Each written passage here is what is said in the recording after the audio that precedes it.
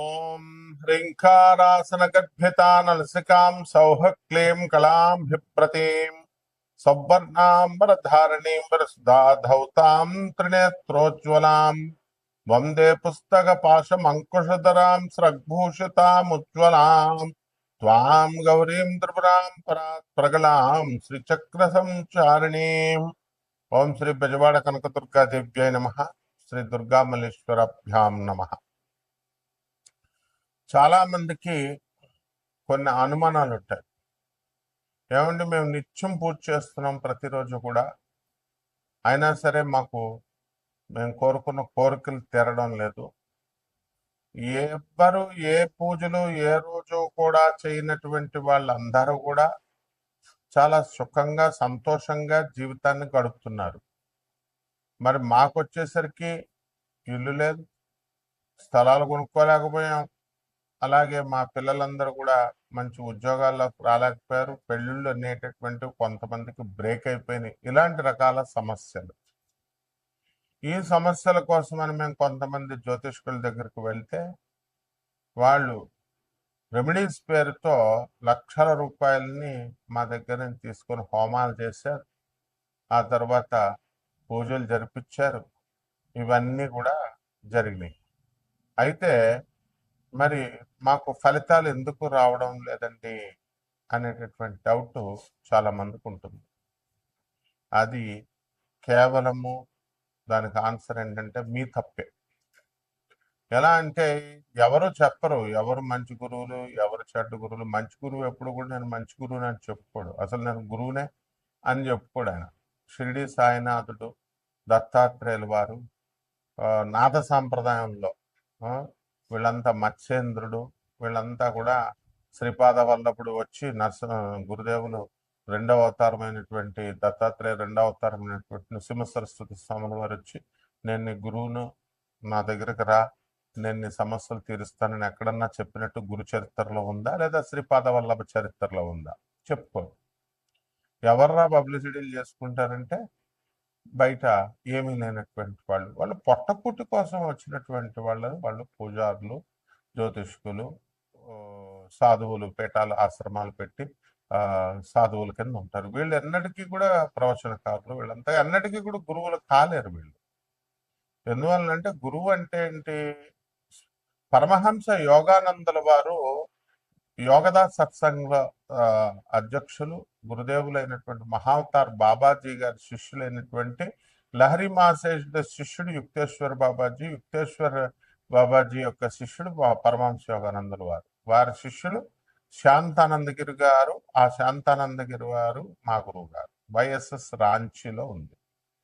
వీళ్ళంతా కూడా మరి అన్ని ఆనంద మార్గ ప్రభాత్ రంజన్ సర్కార్ గారు, తర్వాత ఈ యొక్క రమణ మహర్షుల వారు, మాణిక్ మహారాజ్, వీళ్ళంతా కూడా కలుస్తూ ఉండేవారు. మరి వీళ్ళని యోగులు అనాలా, వీళ్ళని గురువులు అనాలా?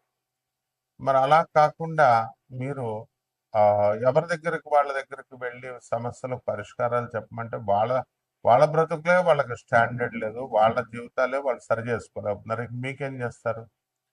పరమహంస యోగానందుల వారు మాత్రం క్లియర్ గా చెప్పారు, what is the definition of a guru అని. A guru should be designated by the god. భగవంతుడు డిజిగ్నేట్ చేయాలి, గురువు కింద నియమించాలి. ఇప్పుడు సర్వజ్ఞ పీఠం ఉంది, జగద్గురులైనటువంటి ఆది శంకరాచార్యులు వారు వచ్చారు. ఆయన గురుదేవులుగా సాక్షాత్ పరమశివుడు కాబట్టి సర్వజ్ఞ పీఠానికి గురుదేవులుగా డిజిగ్నేట్ చేశారు. ఇప్పుడు మా గురువు గారు భారతీ తీర్థస్వాములు వారు ఉన్నారు. హీ వాజ్ డిజిగ్నేటెడ్ ఇన్ 1989 ప్లాంటిఫ్ ని ఆయన ఆ సర్వజ్ఞ పీఠాన్ని అధిరోహించారు. వారు జగద్గురువులు. అలా అండ్ ఆ గురువు పరంపర నుంచి రావాలి. అంటే ఇప్పుడు మనం ఒక పూజ చేస్తాం, ఆ పూజ చేసినప్పుడు దానికి ఫలితము ఆ గురుమండల వ్యవస్థ నుంచి రావాలి, దట్ సిస్టమ్ నుంచి రావాలి. వీళ్ళకేమొస్తాయి? వీళ్ళు మామూలుగా పాపం మీరు ఏదో దండం పెడతారు, వాళ్ళు కూడా పాపం ఏదో దండం పెట్టించుకుంటారు, ఆయురారోగ్యాలు ఉండాలని చెప్పి ఆశీర్వదిస్తారు, అంతవరకే చేయగలుగుతారు. కానీ ఆశీర్వాదం ఫలించాలంటే వాళ్ళకు వాక్సిద్ధి ఉండాలి, సాధన బలం ఉండాలి, డిజిగ్నేటెడ్ బై గాడ్ అయి ఉండాలి వాళ్ళు, ఇవన్నీ ఉండవు. కాబట్టి మన భ్రమలో మనం వెళ్తూ ఉంటాము. గురుగారు గురుగారు అని చెప్పేసి దండాలు పెడుతూ ఉంటారు, వెళ్తూ ఉంటారు. ఓకే, ఇట్స్ ఓకే, తప్పేం లేదు. ఎవరికి చేసినా సరే సాక్షాత్తు శ్రీకృష్ణ పరమాత్మకే చెందుతుందన్నారు, బాగుంది. దండాలు అయితే శ్రీకృష్ణుడు తీసుకుంటాడు, మరి రిజల్ట్ వీళ్ళు ఇవ్వాలి కదా, వీళ్ళు కదా మీకు హామీలు ఇచ్చి డబ్బులు తీసుకున్నది, హోమాలు చేసింది.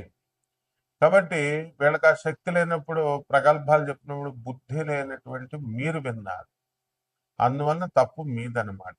ఏం పరమహంస యోగానంద కనబడలేదా, ఆదిశంకర్లు కనబడలేదా, స్వామి వివేకానంద కనబడలేదా, రామకృష్ణ పరమహంస కనబడలేదా, ప్రభాత్ రంజన్ ఆనంద సర్కార్ ఆనందమూర్తి గారు కనబడలేదా, పరమహంస యోగానందల వారు కనబడలేదా? వినరు, మీరు చెప్పినా వినరు. అండ్ ఏంటంటే ఒక్కసారి ఫోన్ కొడతారు. అక్కడ వాట్సాప్ ఓన్లీ అని మనం పెట్టినా సరే నాయన, ఆ, మీరు ఖచ్చితంగా ఫోన్ కొడతారు. ఫోన్ కొట్టి గురుగారండి, ఇంకా గురుగారు బాత్రూంలో ఉన్నారు, లేకపోతే ట్రావెలింగ్లో ఉన్నారు, పూజలో ఉన్నారు, కాలేజీలో ఉన్నారు, నేను యూనివర్సిటీలో ఉన్నాము, ఏం చూడరు. ఇంక కొట్టేస్తే మీరు కొట్టేసిన టైం మేము ఎత్తేయాలి, ఎత్తేసి మేము చెప్పేసేయాలి. ఆ తర్వాత చేయమంటే ఇంక మళ్ళీ చేయడాలు ఉండవు. ఇక్కడ వాట్సాప్ పెట్టమంటే పెట్టడాలు ఉండవు. మంత్రాలు తీసుకుంటారు, దాని ఫాలో అప్ చెప్పరు.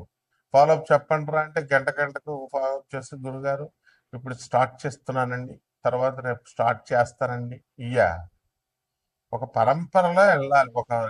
తర్వాత ఏమన్నా తిడితే అలిగేస్తారు. మీకు కావాల్సిన యక్షిణి మంత్రాలు, యక్షిణి చీల్చేస్తుంది. యక్షిణి అంటే ఏంటనుకుంటున్నారు? ఈ యూట్యూబ్ లో ఉన్నటువంటి యక్షిణి దేవతల గురించి చెప్పిన వాళ్ళకి వీళ్ళకి ఏం తెలియదు. వాళ్ళకి యక్షిణి ఒక ఆత్మ అంటాడు, ఒకడు చచ్చిపోయిన ఆత్మ, ఒకడు అయిపోయింది అంటాడు. వాడేమో సిద్ధి పొందేసిందని ఆ ఛానల్ వాళ్ళు ప్రచారం, మనం వెళ్ళడం మానేస్తే ఆ ఛానల్ వాళ్ళు ప్రచారం, ఇలా రకరకాలుగా. ఈ యక్షిణి అనేటటువంటిది మలమూత్రాలు తినాలంటాడు ఇంకొక దౌర్భాగ్యుడు. ఆ తర్వాత రొమాన్స్ చేస్తుంది మీకు అర్ధరాత్రులు వచ్చి అని చెప్తాడు ఇంకొక రాస్కెల్. ఇదే యక్షిణి దేవతల గురించి చెప్పింది. వాళ్ళ పేర్లోనే ఉంది దేవతలు అని, యక్షిణి దేవతలు అని, యక్ష గంధర్వ కిన్నెర కింపురుష దేవతలు.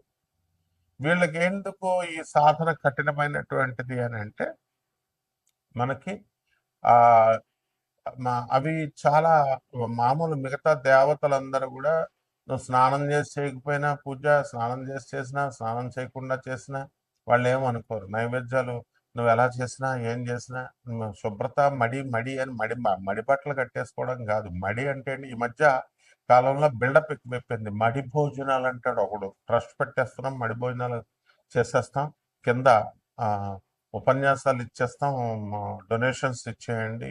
ఆ, ఇక్కడ కాశీలో ఎవడో అనామకుడు, వాడు ఎవడో కట్టేవాడు, అంతకుముందు అరుణాచలం గురించి పబ్లిసిటీ చేశాడు ఆయన. తర్వాత అందులో ఎవడో ఒకడో వాళ్ళందరూ డబ్బులు ఇచ్చారు, వాడు మాయమైపోయాడు, వాడు అక్కడ వర్క్స్ ఏం జరగల. Is this the way? తర్వాత ఇంకొకడు ఆ, మడి కట్టుకుంటున్నామండి, మడి పూజల్లో ఉన్నామండి, మడి భోజనాల్లో ఉన్నామండి, ఇవన్నీ బిల్డప్లు చీరేస్తుంది యక్షిణీ దేవత. యక్షిణీ దేవత ఏంటంటే మనకి కోపం అధికంగా ఉంటుంది, at the same time very disciplined. సాధన చేసేటటువంటి వాడు మినిమం శుభ్రం ఉండాలి, శుభ్రత కలిగి ఉండాలి. అంటే స్నానం చేసేస్తే సరిపోతుందా అంటే నీ యొక్క మంచి బుద్ధులు ఇవన్నీ కూడా చూస్తున్నాను. తర్వాత ఈ యొక్క మంచి బుద్ధులు, ఈ మినిమం పవిత్రత పాటించాలి. And you should respect her, you should ఆమెను గౌరవించాలి, ఆమె మంత్రాన్ని గౌరవించాలి, ఆమె ప్రజెన్స్ వస్తుందని నమ్మాలి నువ్వు. ఆమెను ఎక్కడ అగౌరవపరిచినా సరే నేను చీల్చేస్తుంది. కాబట్టి ఈ ఈ విధవలేమో నువ్వు లవ్ చేయి, కామాతురణం నా లజ్జ నా భయం అని, ఈ విధవలకే బుద్ధి లేదు అసలు, చెప్పే విధవలకి. కామంతో అర్ధరాత్రులు వస్తుంది, మేముతో రొమాన్స్ చేస్తుంది, మీ ఆవిడని ముట్టుకోనివ్వదు, అంత నాన్ సెన్స్ అంతా చెప్తారు. ఏదో వీళ్ళతో యక్షిణి సాధన చేస్తారు, ప్రపంచంలో ఎవడో చేయలేదు యక్షిణి సాధన, నేను తప్ప. సో ఇది గుర్తుపెట్టుకోండి. ఎందువలనంటే ఆ సిద్ధి, ఆ యొక్క లక్షణాలు ఇవన్నీ కూడా మనకి చెప్పేటటువంటి మాటలను బట్టి అర్థం అవుతాయి మనకి, మీరు తెలుసుకోవాలి అది. సో అటువంటి యక్షిణి మాత్రం దగ్గర మీరు డిస్రెస్పెక్ట్ ఇవ్వకుండా, తర్వాత ఆమె పట్ల అగౌరవంగా ప్రవర్తించకుండా, అసభ్యకరంగా ప్రవర్తించకుండా, ఆ, ఇలా మీరు చేసుకున్నప్పుడు తప్పకుండా ఆమె భౌతికమైనటువంటి వరాలను ఇచ్చేటటువంటి దేవత కాబట్టి అద్భుతమైనటువంటి డబ్బుని సంపదని ఇస్తుంది. ఇంకా కొంతమంది దశమహావిద్యలు నేర్పండి అంటారు. నేర్పేయడమే ఇదేంటి, ఏమన్నా ఫిజిక్స్ కెమిస్ట్రీ మ్యాథ్స్ ట్యూషన్ ఇస్తే వచ్చేసేది. ఆ? ఐఐటి ఇచ్చేస్తామని చెప్తారు నారాయణ శ్రీ చైతన్య వాళ్ళు, ఏదో ఐఐటి సీట్లు వీళ్ళ చేతుల్లో ఉన్నట్టు మేము ఇప్పించేస్తాం. ఆకాష్, ఐఐటి ఫిడ్జి అంతా ఐఐటి చేత వాళ్ళ వాళ్ళ కౌన్సిలర్లు చెప్తారు ఐఐటి ఇచ్చేస్తామండి డైరెక్ట్ సీటు. అసలు MRPTC act, monopolies restrictive trade practices act ప్రకారము ఎవరైతే గ్యారంటీ ఇస్తారో వాళ్ళ బొక్కలు వేసేయచ్చు అనమాట. ఇవన్నీ తెలుసుకోవాలి మీరు. అలాగే ఈ యొక్క దశమహావిద్యలు ఇచ్చేయండి. దశమహావిద్యలకు మీరు డిసిప్లిన్ రావాలా, తిడితే మీరు పడాలి, గురువుకే ఎదిరిస్తారు మీరు, డేట్ ఆఫ్ బర్త్లు చెప్తారు, చెప్పేసేయండి ఫోన్లో అంటారు. ఇవన్నీ కాదు. అలాగే కోటాను కోట్ల మంది కామన్ ప్లాట్ఫారం మీద చెప్పబడేటటువంటి రాశులు ఇవి. కాబట్టి రాత్రికి ఒక దౌర్భాగ్యుడు నాకు ఫోన్ చేశాడు. రాత్రికి రాత్రే మారిపోతాయండి, నేను మీ అభిమాని అండి, మీరంటే రెస్పెక్ట్ అండి అంటాడు. బాగానే ఉన్నాడు, చెప్పి సగం చచ్చి అర్థం అవట్లా. ట్రావెలింగ్ లో ఉన్నప్పుడు అప్పుడు కొడతారు అనమాట. ఏమంటే నిన్నటి దాకా బాగాలేంది, జూన్ 1 వరకు బాగాలేని జాతకము, జూన్ 2 నుంచి గురుడు మిథున రాశి నుంచి కర్కాటక రాశిలోకి వచ్చేస్తున్నాడు, అర్ధరాత్రికి రాత్రి మారిపోద్ది అంటారు. బుద్ధి లేని విధవ. ఫస్ట్ అసలు జాతకాలు మారడం అంటే రాశి ఫలాలు ఈ గాడిదలు చెప్పేటటువంటి అందరూ ఈయన జాతకాలు మారిపోతాయి, ఈ పూజలు చేసేస్తే మారిపోతాయి, ఇది చేసేస్తే మారిపోతాయి అని చెప్తే నువ్వు చేయించుకున్నావు. చేయించుకున్నటువంటి వాళ్ళకి ఏమైనా మారిందా?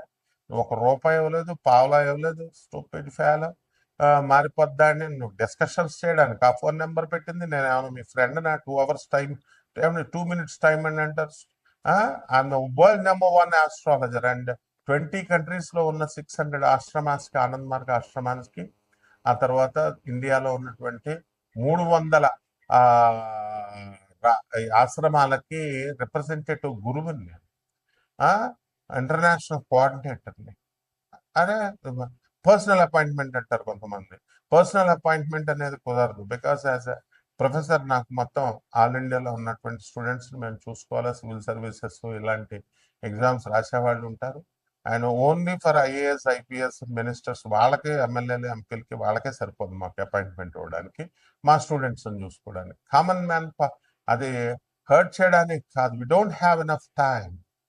అందుకని చెప్తున్నా సరే అర్థం చేసుకోవట్లేదు. సో దీన్ని బట్టి, ఈ యొక్క కర్మలను బట్టి, ఈ ఈ ప్రతి ఒక్కడు కూడా ఈ పూజలు చేయాల్సినటువంటి అవసరం లేదు. అయినా సరే మీరు జాతకాలను మార్చుకోవచ్చు డిసిప్లిన్ వల్ల. అది ఎలాగో మా ఒక్కొక్క రాశికి ఎలా ప్రభావితం చేస్తుంది అన్నది నేను చెప్తాను. మకర రాశి, ఈ మకర రాశి వారికి అందరికీ కూడా మనకి అష్టమంలో కేతుగ్రహం ఉన్నాడు. దానివల్ల ప్రతి చిన్న పనికి కూడా సూసైడ్ చేసుకోవాలని అనిపిస్తూ ఉంటుంది మధ్య మధ్యలో. ఏ పని అవ్వకపోయినా సరే డిప్రెషన్కి, ఒంటరితనానికి లోనవడం, ఇలాంటివన్నీ కూడా జరుగుతూ ఉంటాయి.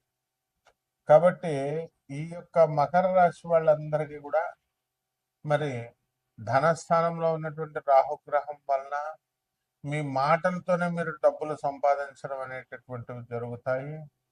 అలాగే వాక్కులు కఠినంగా వస్తున్నప్పటికీ కూడా మీ స్నేహాన్ని ఎవరు వదలరు. అలాగే నోటికి సంబంధించినటువంటి దుర్వ్యసనాలు రావడానికి అవకాశాలు ఉన్నాయి. తాగుడు ఇలాంటివన్నీ కూడా కొత్తగా నేర్పేటటువంటి స్నేహితులు ఆటోమేటిక్గా ఈ యొక్క గ్రహానికి, ఈ యొక్క రాశి వారికి వస్తుంది. అలాగే షష్టమ స్థితిలో ఉన్నటువంటి ఈ యొక్క గురుగ్రహ ప్రభావం వలన ఇంతవరకు కూడా మీరు ఆర్థికంగా ఏమి ఇబ్బందులు పడలేదు. భార్యాభర్తల మధ్య కొట్లాటలు ఉన్నా కూడా అవన్నీ వ్యక్తిగతాలుగా మీరు తీసుకొని దాన్ని పెద్ద సీరియస్గా తీసుకోలేదు. కానీ మీ కౌంటర్ పార్ట్ అయినటువంటి భార్య మాత్రం దాన్ని సీరియస్గా తీసుకొని కోర్టుల్లో విడాకుల కేసుల కోసం నమోదు చేయడం ఇలాంటివన్నీ కూడా జరిగినాయి. దాని ద్వారా మీరంతా కూడా సంబంధం ఉన్నా లేకపోయినా మీరు కోర్టులకి వెళ్ళడము, తిరగడము ఇలాంటివన్నీ కూడా జరుగుతున్నాయి. అదేవిధంగా ఈ యొక్క రాశి వారికి అందరికీ కూడా మనము మృష్టాన్న భోజనాలు దొరుకుతాయి. ఇంతకుముందు గతంలో చాలా ఇళ్ళు మీరు కొనడం అనేటటువంటివి ఉన్నాయి. కొన్ని ఇళ్ళు, కొన్ని స్థలాలు కొన్నారు. ఆ తర్వాత మనకి అప్పులు అన్ని కూడా ఈఎంఐ రూపంలో మీరు అన్ని కూడా తీర్చడం అనేటటువంటివి జరుగుతున్నాయి. అలాగే మీ ఇంట్లో ఏదో నెగిటివ్ ఎనర్జీ ఉంది, బాల సంబంధమైనటువంటి బాలగ్రహం ఉంది అనేటటువంటి అనుమానాలు మీకు ఎక్కువగా ఉంటాయి. ఎందుకంటే సడన్ గా తలుపులు సౌండ్ రావడం, లోన ఎవరు లేకపోయినా సరే ఇలాంటివన్నీ కూడా జరుగుతూ ఉంటాయి. కొంచెం రాత్రులు పడుకునేటప్పుడు కాస్త ఆంజనేయ స్వామి దండకాలు ఇలాంటివన్నీ చదువుకోవాలి. మేము పెద్ద మూఢనమ్మకాలు నమ్మని బిల్డప్లు ఇస్తూ పడుకుంటే కనుక మరి గుండె ఆగిపోయేటటువంటి ప్రమాదం ఉంటుందన్నమాట కొంతమందికి. కాబట్టి ధనుసు రాశి వాళ్ళందరూ కూడా ఈ యొక్క మకర రాశి వాళ్ళంతా కూడా భార్య వల్ల లేదా భర్తల వల్ల ఇబ్బందులు పడుతున్నారు. అలా ఉద్యోగాల దగ్గరకు వచ్చేసరికి కాస్త మనకేమీ పెద్ద ప్రమాదం ఏమీ లేదు అని అర్థమవుతుంది. అదేవిధంగా ఈ యొక్క మకర రాశి వారు రైతులు ఉన్నారు, బ్రహ్మాండంగా పండిస్తారు.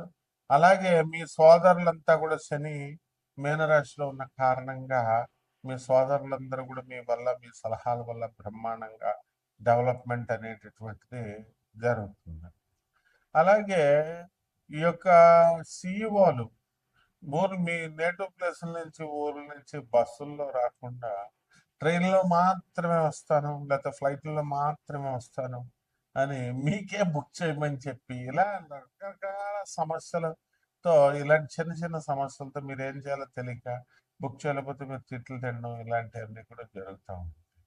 అలాగే ఎప్పటికీ 3 నెలల నుంచి రానటువంటి అన్నగారు మీ ఇంటికి రావడం, మీతో కూర్చొని చక్కగా పిచ్చాపట్టి మాటలు మాట్లాడడం, మీ అన్న కొడుకుని చక్కగా మౌర్య మంచిగా మూతులు నాకుతూ బ్రహ్మాండంగా మాట్లాడటం, ఇలా అనుబంధాలన్నీ కూడా మకర రాశి వాళ్ళకి బాగా పెరుగుతాయి అన్నమాట.